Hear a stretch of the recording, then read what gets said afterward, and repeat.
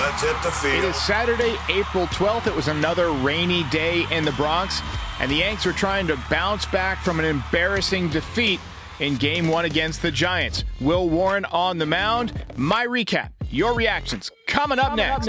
This is Pinstripe Territory. Just wanted to talk, that's all. All right. Welcome back, everybody. Welcome back. And just like that, my beard fell off. I had to shave it for a commercial for a razor company that you guys will see next week. Yankees entered this game with the highest ERA of any starting rotation in Major League Baseball. That's a bad thing.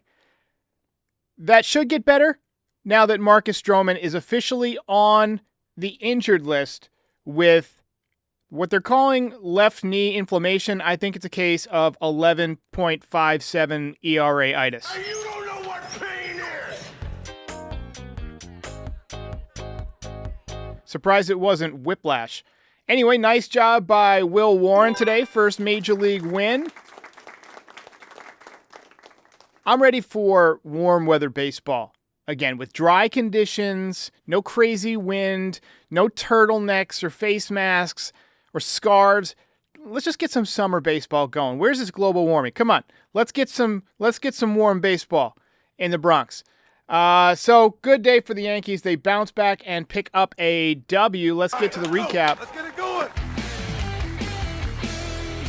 They were still in the game when the bottom of the first inning began, which is more than you can say for last night. 115-mile-an-hour single for Aaron Judge in his first at-bat. And then he came to score all the way from first base on a triple off the left field wall by Cody Bellinger.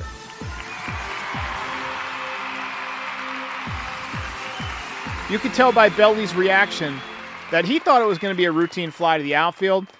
He kind of put his head down, in disgust for a second. He's like, I missed it. But then the ball just kept traveling, kept carrying. The wind took it. The wind was whipping today. You could see Ramos drifting. And next thing you know, it was bouncing off the wall. And he was able to make it to third base, and Judge was able to make it all the way around. And then Goldie followed up with a sac fly to make it 2-0. Great professional at bat from Goldie. He just continues to have great at bat after great at bat. Today, 1 for 3 with a couple of RBIs and the sac fly, hitting .358 with an .888 OPS so far this season. So Goldschmidt has picked right up where he left off in the second half last year when he had an 800 OPS, essentially. It was .799. But absolutely raking last year in the second half with the Cardinals, has picked right up. That is good news for the Yankees offense, which has not been great lately, but I think will improve as the weather gets better. And today, 8 runs and 11 hits. You could do a lot worse. Unfortunately, Will Warren gave up the 2-run home run right away to give the lead back in the second inning, but he pitched better after that. I'll spotlight him in a few minutes. We had another hard single from Wells in the second inning. Dominguez had a great at-bat, but got called out on a pitch that was 2 or 3 inches off the outside corner. Volpe got called out on a similar pitch today. The umpiring this year has been, and I say this every year, it just gets worse and worse, but it's been atrocious this year.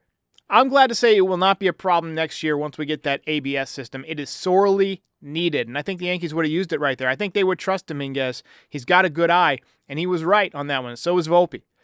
Good inning for Goldschmidt in the fourth on defense. Made a nice pick on a throw from Oswaldo, and then made a nice play ranging to his right. So he's been more than solid at first base, not just the batter's box. 4 really good at-bats in a row for the Yankees to begin the fifth inning. Hard line drive singles from Rice, who had a good day, and Aaron Judge. And then Cody Bellinger ripped another base hit to put the Yankees back out in front. Belly had a good day, 2 for 5 with 2 ribbies. Still coming around with the stats, but I think now that the food poisoning seems to have passed, I think he's going to come around. He had better swings today. He looked good. And Goldie Knox, after that, doubled to put the Yankees up 4-2. So, you get a sac fly from Volpe, 2-run base knock from Dominguez, and all of a sudden the Yankees offense looks like it's back. Dominguez had a couple of hits today. He kind of inside out of the baseball from the left side, and then he beat one out where he challenged and was correct.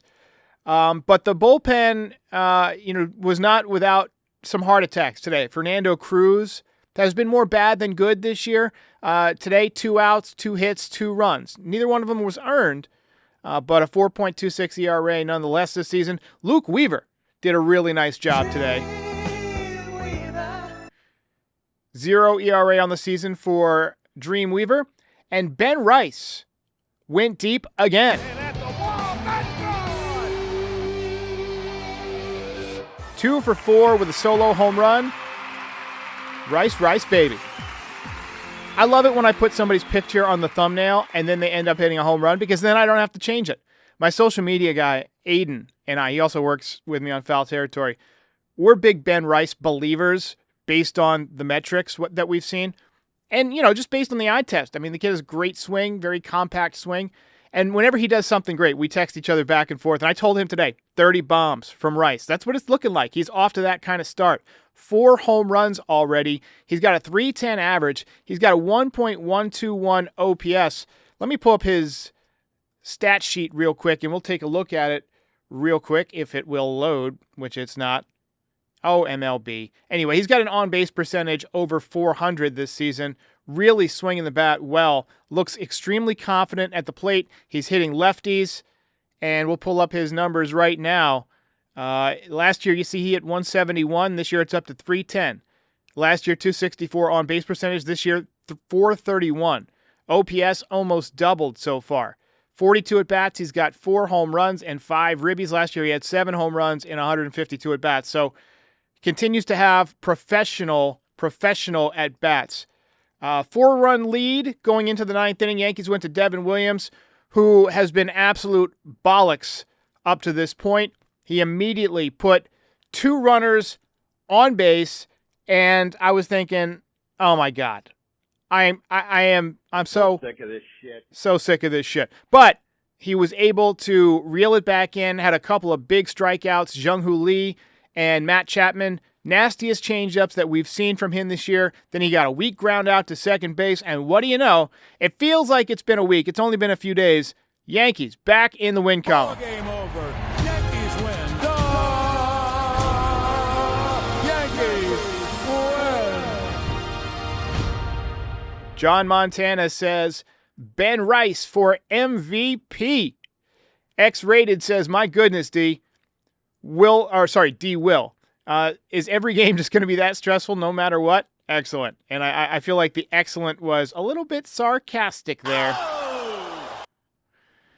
Broadway says, belt winner Nate says, Rice. We'll find out in just a second. And yes, Dante says, airbender. The movement was definitely there today. So a lot of great candidates for the belt today. Obviously, we had Dominguez with a couple of RBIs. You guys know I love that kid, and I want to give him a belt very badly, but not today. Bellinger put the Yankees ahead a couple of times, 2 for 5. Goldschmidt, good on both sides of the ball.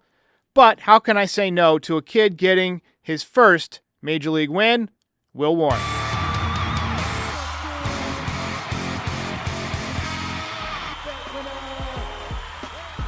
Yes, we are rocking the clean-shaven look today. Going back to the pre-facial hair policy. No, I'm going to let it grow back in. I feel like the beard just kind of defines my face a little bit more, but I had to shave it for this commercial that we're doing, which I will unveil on Monday. Michael Campos says, so proud of Williams. K was right to support him. And James G says, Ben Rice, sophomore of the year. Good comment. Creative. Let's talk about Will Warren. So, got off to a good start. Scoreless first inning, strikeout, walk. Looked okay. 3 outs without a run. Like I said, an improvement over yesterday. We've seen worse, right? We've seen worse recently. But then 2-run home run in the second inning, and you're thinking, I can't deal with this again today.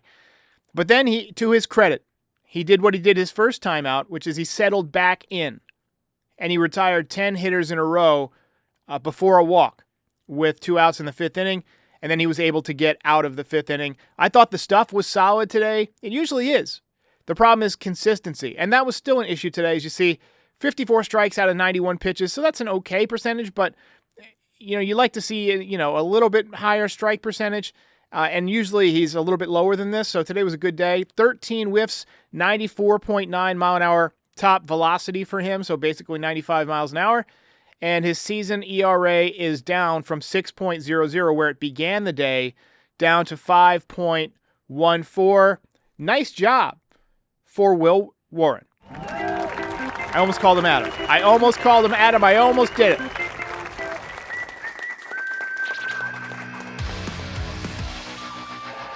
So Clark Schmidt pitched a couple of really sharp games in the minor leagues as he works his way back. 4 great innings the other day. Marcus Stroman now has the knee inflammation. He's headed to the IL. Clark Schmidt should be returning this week, so it's just an easy swap. And that means that Will Warren and Carlos Carrasco get a stay of execution from the rotation right now. If they stuck with Stroman or he didn't go on the IL, I have a feeling that Carrasco might have been DFA'd or Warren might have been sent down. More likely Warren being sent down because he has options. But he pitched well today, and we're going to see how Carrasco does in his next start. But if he doesn't pitch well, we could maybe see the Yankees start to look at other options. We'll talk about Cam Schlittler in just a minute, but Major League Baseball history is littered with teams that had 1 or 2 superstars, maybe a good offense, maybe some promising young guys, but no pitching or a thin rotation. And very few of those teams did any kind of damage in the playoffs. The optimistic view, and I stress, the optimistic view, is that Cashman knows this and saw it coming and is now trying to do a redux of what they did back in 2007, which brings me to my next topic. For those of you who remember the 06, 07 time frame, maybe even before we could talk Phil Hughes in 04, they signed Jarrett Wright, they signed Carl Pavano prior to the 05 season. They failed spectacularly. The Yankees tried to get Daisuke Matsuzaka from Japan. He went to the Red Sox instead. They pivoted to Kiyagawa. He sucked. They were very thin on pitching. So in 2006, the Yankees drafted a couple of their top draft picks were Ian Kennedy and Phil Hughes, a couple of college pitchers who were projected to have the stuff to move through the system quickly and get to the major leagues quickly. Now, Jabba Chamberlain, he was a guy with a 98-mile-an-hour fastball, really triple digits sometimes, and a nasty slider. He also threw a changeup and a curveball when he was a starter. Eventually, he became a fastball slider guy. He became a reliever. Ian Kennedy was seen as kind of like a Mike Messina type of clone, control guy. And both of them made it to the major leagues a year after they were drafted. Go look at Ian Kennedy's trip through the minor leagues in 2007. It was insane. And Jabba Chamberlain, also very good. And Phil Hughes was on his way up. He was a top prospect. So the Yankees were trying to assemble a young rotation. They had, at that point, Chen-Ming Wong had established himself coming up out of the minor leagues, kind of out of nowhere. Sinker baller. He got hurt in 08, but, Jabba became a reliever. Ian Kennedy got traded, ended up winning 20 games with the Diamondbacks one year, and the Yankees didn't really make much of Phil Hughes. He was kind of mid. He had a good year one year, and then he went to Minnesota, and he had a record-setting year in terms of control of the baseball one year. But that core of young pitchers didn't really do much. I think that they've kind of got Ben Hess and Bryce Cunningham kind of penciled in to be the new Ian Kennedy and Jabba Chamberlain. Sorry, that was a long denouement to get back to where we are with this minor league spotlight. Ben Hess made his pro debut. He went 4 2/3 innings, no runs, 9 strikeouts. Bryce Cunningham looked really good. 5 innings, 2 runs, 7 strikeouts. I had a friend who saw him pitch in person, and they sent me a text and said, get this guy on a plane to New York forthwith. And look, both of these guys are college pitchers. College is kind of seen by a lot of scouts as the new minor leagues. If you look at what the Angels have done, they've promoted a lot of guys right through their system very fast. And you're starting to see that Paul Skeens was in the major leagues 2 months after he was drafted. Guys don't need as much time in the minor leagues. Volpe didn't play a lot in the minor leagues. Now, he was right out of high school. But a lot of times college players these days can advance quickly. I think that based on what we're hearing, Ben Hess and Bryce Cunningham are going to be considerations towards the end of this season if the Yankees need some young arms. Depends on how they treat them. Sometimes with these young guys, you shut them down early to save on their innings. Sometimes you spread their starts out. Sometimes you give them a break midseason. But good stuff that these guys are off to hot starts. Cam Schlittler, he looked good in spring training. He's made a couple of starts at Double-A, 1-0 with a 1.69 ERA. He was a guy who struck me as being very polished. So keep an eye on him. And then Henry Lalane and Brock Selvage, two other guys who can move quickly but have not debuted yet this year.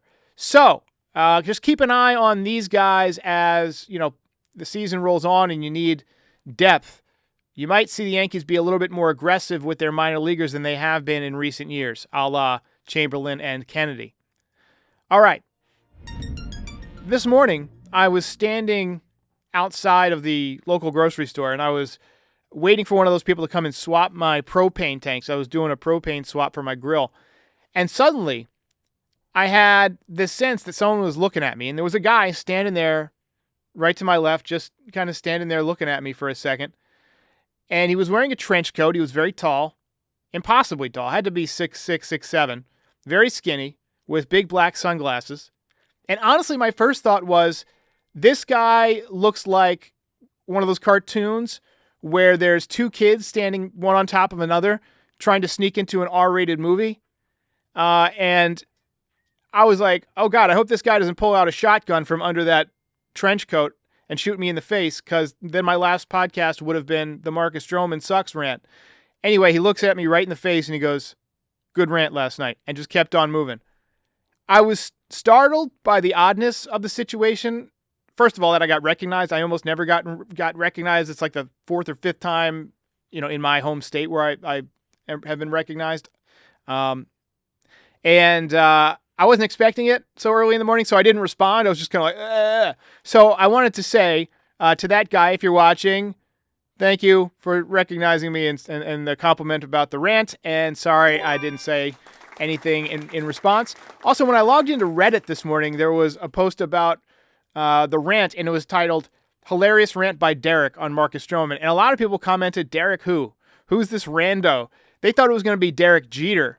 So yeah, I am a rando, but that partially explains why I almost never get recognized. But anyway, if you were expecting a rant from Derek Jeter, my middle name is actually Peter, so you were really only one letter off. But I guess I'm still underground. The Reddit, I don't think the Reddit mods or whoever one of the mods is, likes Pinstripe Territory, because anytime somebody shares something from it, they remove it. But I see stuff from other creators, all the time. So if you're out there, I don't know what you got against us. Just trying to bring the Yankees to the people. Anyway, quick word from the Foul Territory guys, and then we'll be back. We got a couple of voicemails, and we'll get to your reactions.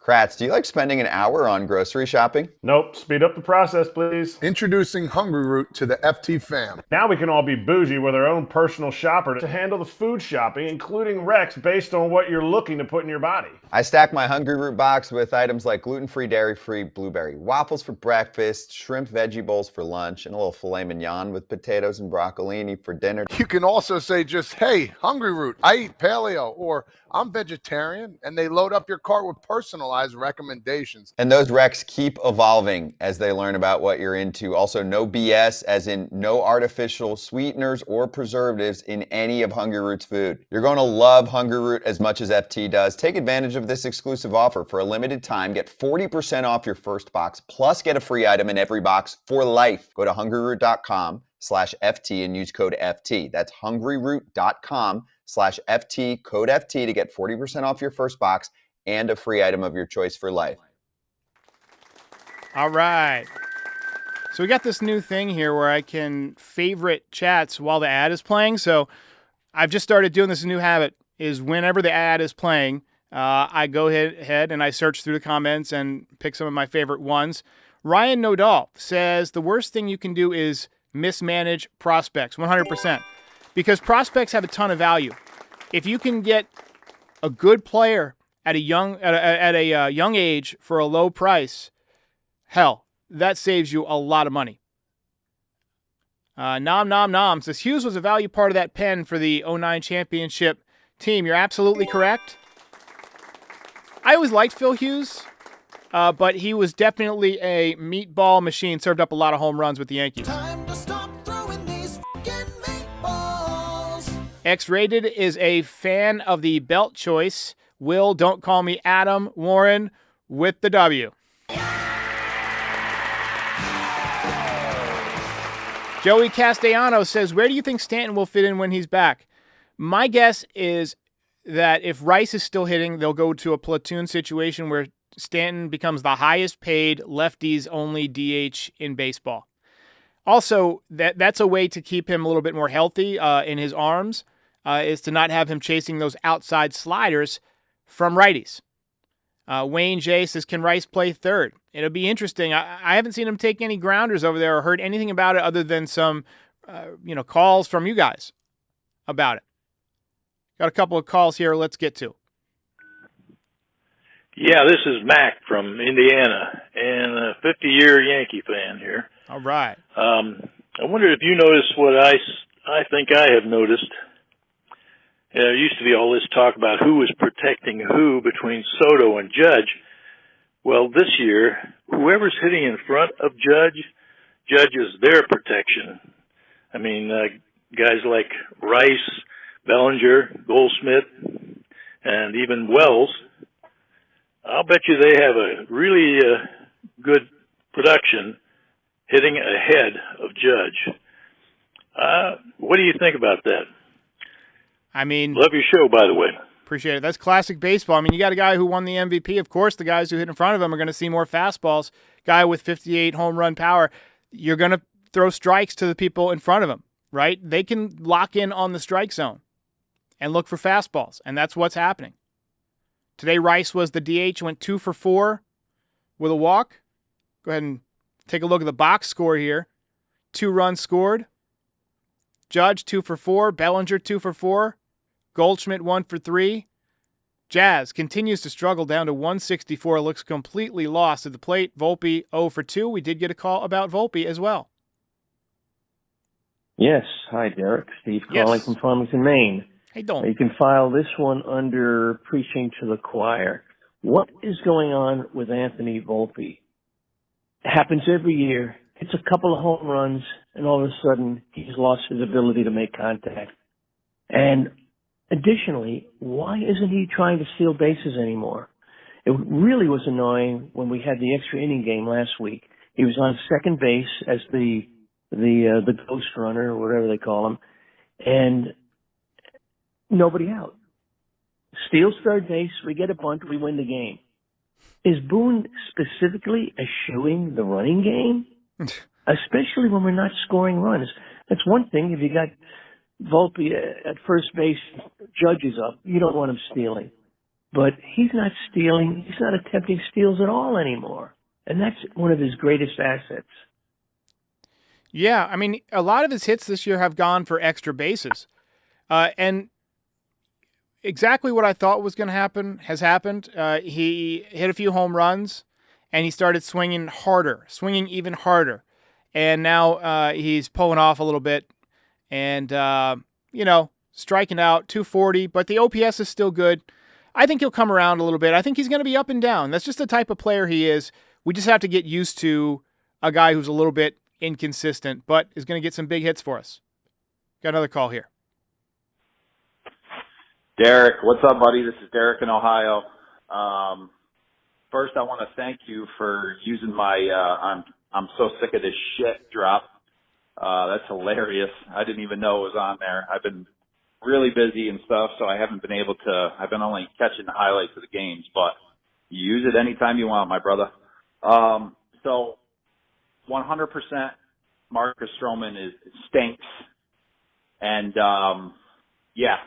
he's got to get DFA'd, man. I mean, he is awful. I didn't like the trade. Yeah, so he went on to correct himself. It wasn't a trade. It was a free agent signing. But long message. I appreciate the call. Yes, you did make the Hall of Fame. Once you make the soundboard here, I'm so sick of this shit. You're in the Hall of Fame. There's 3 messages right now. Stellar defense. And he can't hit for nothing. those are the 3 Hall of Fame ones right now. And we have 2 or 3 buttons left that I can use for this. So there's room for more. There's room to be inducted. But yeah, Stroman is on the IL. I'd imagine it'll be a while. He'll have some kind of a setback or whatever. But we won't see him again, at least until he feels like pitching again. Last night was an embarrassment. I'm quite frankly just sick of talking about him. It was a tough night. But all right, everybody, thanks for tuning in one more time. Yankees win. Game over. Yankees win. The Yankees win.